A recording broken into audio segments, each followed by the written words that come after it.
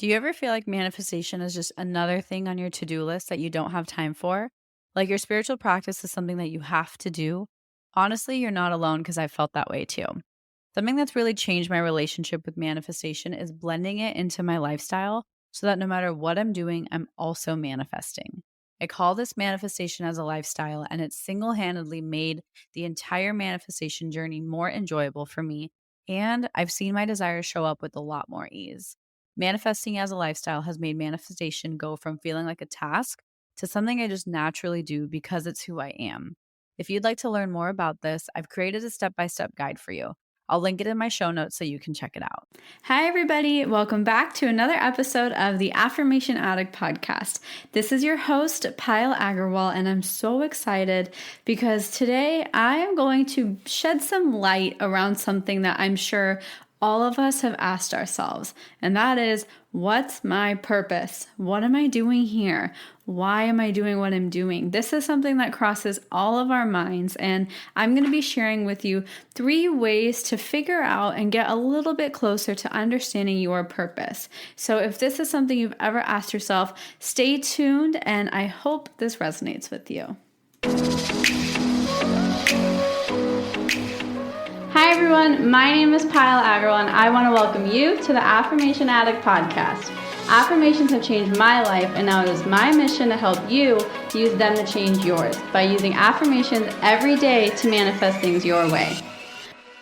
My goal is to make affirmations attainable and accessible to every single person, including you, because you have the ability to take control and create your reality.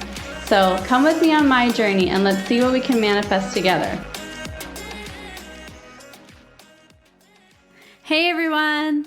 First of all, before we dive into the topic of purpose, I want to just say thank you so much from the bottom of my heart. I am so grateful you're choosing to spend some time with me, hang out with me, and get a little bit more clarity on what your purpose is. So thank you seriously for being here. It means the world to me that you're choosing to spend some time with me, and I hope I can add some sort of value and answer some of your questions. Okay, so this episode was inspired by my mastermind. So my mastermind started just last week, and a big thing that all of the ladies in there were asking me is, Payal, I don't understand how to figure out my purpose. And that was the goal for almost everybody, is to get more clarity about what our purpose is. And this is actually something I'm going to be sharing with them as well. But I want to give you 3 kind of things to ask yourself and think through, 3 ways to get a little bit closer to understanding what your true purpose is. And the first thing I want to mention about purpose and the word, that is such a heavy word, oh my goodness, is why do you feel like you need to have a purpose? Like, you are alive, you're breathing, that means you matter and you're important. Sometimes we want a purpose so that people on an external level can give us that credit that we need and can make us feel important. But if you realize that because you're still alive and breathing, you still are important. Whether your importance is serving food to your kids tonight, or answering that one email that your boss couldn't answer, or whether it is driving the Uber that you needed to drive, maybe that's your purpose. We, I think, have a really misconstrued idea that purpose has to be something so big and so powerful, like curing really, really intense illnesses, or starting a lot of nonprofits and getting PhDs and starting all of these big, huge, power-packed ideas and organizations. But I think we forget that sometimes purpose is just making a difference in the lives of people who are around us day to day. That's not a small purpose. That is a huge purpose. And before we dive into the 3 things to kind of think about and ask yourself, I want you to really evaluate what purpose means to you. And if you don't know, maybe take my definition of purpose. And that means that if you are still breathing, your purpose is still very, very strong and alive. Even if you don't know exactly what that is, my definition is your purpose is to just feel good. It can be that easy. I think everyone's purpose is simply to feel good, because if everyone was feeling good, everybody would be so happy. No one would be worrying about what their purpose was because they're too busy feeling good. And I know that sounds a little too kind of sappy and too dreamy, and I'm trying to be too positive, but I firmly believe that. And where I actually got that from is Abraham and Jerry Hicks, or Esther and Jerry Hicks, my bad. But basically, they always talk about just the power of feeling good. And I really resonate with that because I think we love overcomplicating things and we love making it so difficult and so monumental to do things. But it's honestly just about you feeling good. If you feel good and you serve a nutritious dinner to your family, that's huge. So many people don't even get that. Like, that is purposeful enough. Like, that is more than enough. That is a huge, important thing you're doing in this world and for the people that you love. So don't play yourself so small and don't sell yourself short. What you're doing already is more than enough and is important and impactful. And that's what I really wanted to get across with this episode. But I do want to shed some more light on different ways you can get clarity. And so the first thing I want you to think about when you're trying to figure out what your purpose is what makes you feel good? And I know that is like, oh, well, I love painting and I love cooking. And that's exactly what I'm saying. Your purpose of feeling good, it doesn't have to be my passion is spreading awareness about like some sort of illness that a lot of people have. If it is that, that's amazing. But it doesn't have to be that sort of monumental, noble work. Maybe later down the line it is. But if you get excited about painting, if you get excited about making your drinks and making different coffees, that can be your purpose, is serving some delicious drinks and coffee to people. Like, that's okay.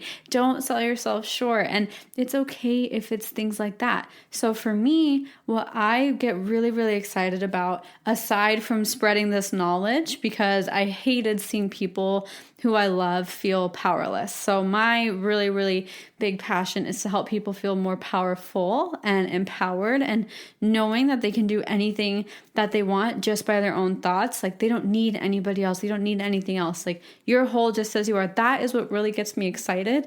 But I didn't know that until I was at one of my lowest points in life.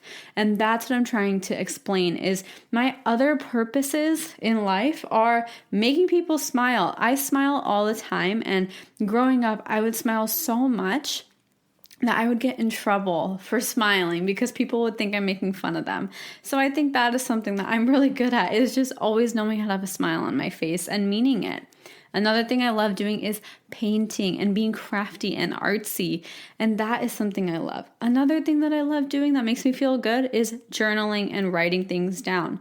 And I have loved that since I was so little, and realizing, and honestly, I'm realizing this as I speak to you right now. I have literally never thought this through, that my journaling and writing and obsessing over having like cool handwriting and making that a part of my identity has come in handy so much now, because if you follow me on Instagram, you see that I post little handwritten notes of affirmations, and that is kind of part of my identity now. And I love that. That's what makes me feel good. I used to love writing things down, writing quotes down. That's what I used to do for fun when I was little. I literally have notebooks of all these like Roald Dahl and Albert Einstein quotes when I was like 8 years old. I thought that was fun.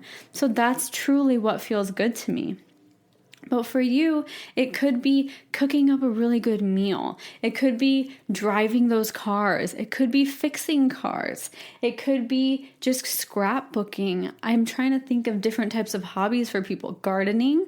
It could be anything. Like, that is what makes you feel good, and you can align yourself with that. That can be part of your purpose. And don't compare yourself to celebrities or business owners. All those people, they're doing amazing things too, but you need to focus on you and start with truly what makes you happy, because when you listen to all those quote unquote successful people that we really admire, they will say the same exact thing. It's what feels good to them. So the first one, just to repeat it after I rambled for so long, is asking yourself and noticing what feels good to you. The process of self-awareness and being genuinely aware of things that make you happy is super powerful. The second thing, similar lines, is what would you do if money was not an issue? And I hate to bring money into this, but I know so many people who work and spend 90% of their days working because they need to make money. And that's a lot of time to dedicate to something for money. And I understand that it's necessary. So that is why my question is, what would you be doing if money was not an issue for you? When I was younger and before, what I wanted to do if money was an issue was sit at home and work. And that's all I wanted. I didn't care what I did. I just wanted to be at home. That was so important to me, was being at home and not going into an office. I despised going into an office. And that's what I'm living out now, because I was clear about what I wanted and I intentionally made my way and manifested this sort of lifestyle for myself. But maybe for you, what you would be doing if money wasn't an issue is traveling, is exploring, or maybe it's just hanging out with your family. Maybe it's just relaxing. So those types of things are hints at what you can integrate a little bit more into your life. Because I'm not saying go quit your job and travel if that doesn't sound feasible for you at the moment. But what I'm saying is if those things make you feel good, and that's what you'd be doing if money wasn't an issue, then find ways to integrate that in small doses into your life so that you have something that you genuinely like to look forward to. Because the happier you are, the more clarity you have, and the more clarity you have, the more aligned you are to your purpose. And I think you'll find a general trend going on in this conversation that it all comes down to the way you feel, and the way you feel is your biggest indicator. And the third thing I want you to ask yourself is, why are you doing what you're doing? What is motivating you?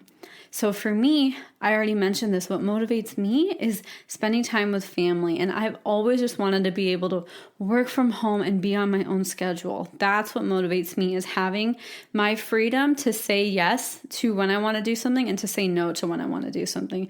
That's always what motivated me, because spending time with the people I love is so important to me. And that's all I want to do, is just say yes and no to things. I hated having obligations. And even now to this day in business, technically I do have obligations, but I go with my gut. If I don't want to do something and I don't want to do it anymore, I change my mind and I'm candid about it. Because if it doesn't feel good and it's not aligned, even if it's the ideal business opportunity that's going to fulfill me and take my business to the next level, if it's not coming from my heart, it's not going to do that well anyway. So why would I waste my time? So it's really, really about figuring out your why, because the reason you are here, the reason you're doing things is for some reason, and that's going to help you understand what you want to do and why your purpose is what your purpose is. And another kind of level to this is, in the end, we all just want to feel happy. We all just want to feel free. We all just want to feel independent. And if that is your why, see how you can integrate and apply that into your daily life. Because some people, and I used to do this too, when I was working, I would be like, well, I'm working now, so I can't put myself first. But honestly, when I was working at KPMG, I don't even think I've ever said my old business name on here or my old employer's name on here. When I was working there, I was selfish. I would put myself first and I wouldn't put my job first, because in the end, if they fired me, I would honestly probably be happier than staying there. And that's just how strongly I felt about living out my true self.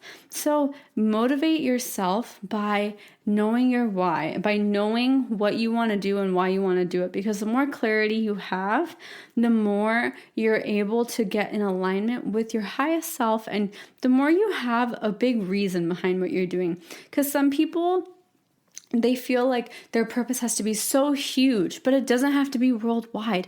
Your purpose can simply be to spend time more at home. It can be to play with your dog. It can be to go travel somewhere just because you want to see the world, and that's okay. Understand your true why and don't feel guilty about it. Unapologetically acknowledge what's motivating you, because that's what you really need to do, is be clear with who you are and why you're doing what you're doing. That's all purpose is. The more you're honest with yourself, the more your purpose will shine through. Because right now we feel so obligated by outside expectations and different people we're comparing ourselves to, it feels like our purpose and our why is too small, or it's too selfish, or not good enough. This isn't to say that I know all of you guys probably have some sort of desire to help other people, and that's amazing, but maybe you don't know how to do that yet, and maybe you don't have a business idea that directly helps other people, and that's okay. You can help other people, and it's okay to help the other people that you love. It doesn't have to be quote unquote maybe people in hospitals or people who are homeless. It can just be your family, it can just be friends, it can just be your coworkers. So realize that everything you're doing every single day, you are living out your purpose. And one last thing I want to leave you guys with is some affirmations to say if you're really having a hard time with this topic, and this is something that really you feel lost and you feel like you just need something more. So I'm going to give you 3 of my favorite affirmations that I say when I don't feel completely aligned with who I am and I just don't know why I'm doing what I'm doing. So the first one is, I am aligned with my purpose, and every action I take puts me one step closer to fulfilling that purpose. The second one is, I have a crystal clear understanding of what my purpose is.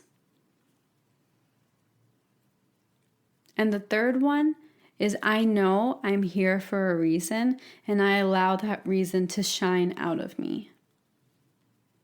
So I hope those 3 affirmations will also help you out in understanding what the word purpose really means and why it's important to understand your why. So I hope you found this entire episode helpful. And if you have any questions regarding your purpose, or you have any feedback and you really loved this episode, I want to hear what your favorite part was. So take a second and take a screenshot of this part or any part of the episode and share it on your Instagram and tag me.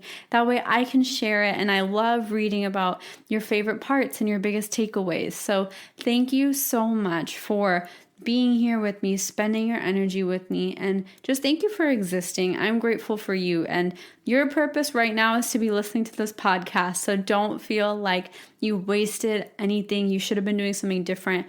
This is what you were supposed to do, and I'm so grateful you were here to do it with me. So have a beautiful rest of your day, and I wish you all the more clarity and the more feel-good emotions moving forward.